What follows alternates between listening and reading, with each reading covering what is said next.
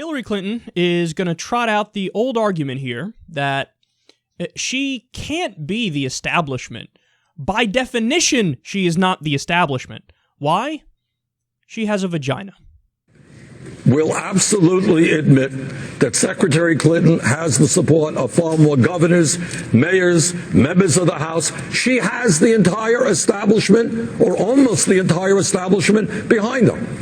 That's a fact. I don't deny it. But I am pretty proud that we have over 1 million people who have contributed to our campaign, averaging $27 a piece, that we have had meetings where 25, 30,000 people have come out, that our campaign is a campaign of the people, by the people, and for the people. So, Rachel, yes, Secretary Clinton does represent the establishment.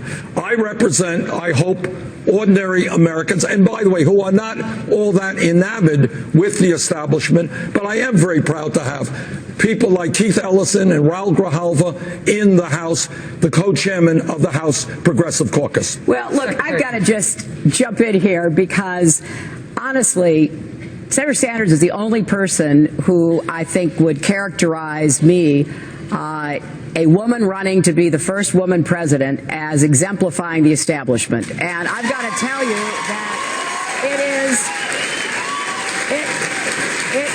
it is really quite, it's really quite amusing to me.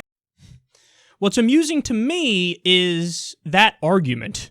The fact that you use that with a straight face and you act like it's a coherent point. Hillary, you were First Lady, a senator from New York, Secretary of State, runner-up in the last Democratic primary, and you have the entire establishment behind you. The Democratic establishment is behind you. Wall Street is behind you.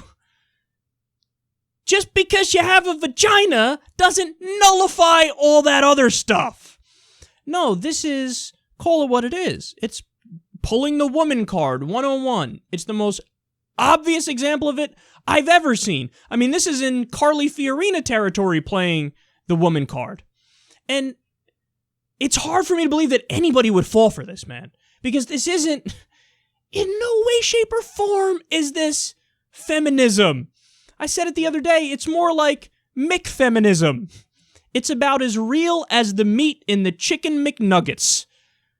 I mean, you have to be embarrassed. I feel bad for all real feminists out there who are actually fighting on substantive issues that affect women, and then they hear this and they facepalm, and they're like, oh my God, you're setting us back. Because this is a caricature of what feminism is. I cannot be the establishment by definition because I have a vagina. No woman ever in the history of the world, ever, including me right now, is powerful and has the establishment backing them and is part of the establishment because I have a vagina. Hello? It's a vagina. I'm a woman. Have I mentioned I'm a woman? I have a vagina. So I'm not the establishment, right? Right?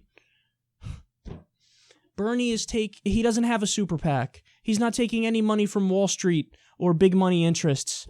Okay, the average donation to his campaign is $27. You just got $7 million to your super PAC from fucking George Soros. To make the argument that you're not the establishment and somehow he's more representative of the establishment, it is beyond preposterous. Let me explain something to Hillary here. You know, when it comes to candidates, female, male, look, I don't care. I think it would be absolutely historic to get the first female president elected. But it has to be the right one. It has to be, I'm not going to just vote for a woman because she's a woman. That's intellectually embarrassing. So Elizabeth Warren, for example, would I vote for her?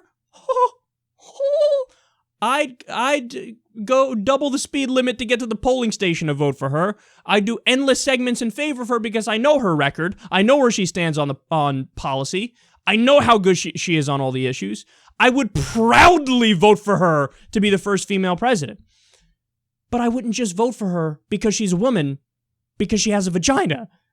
That makes no sense.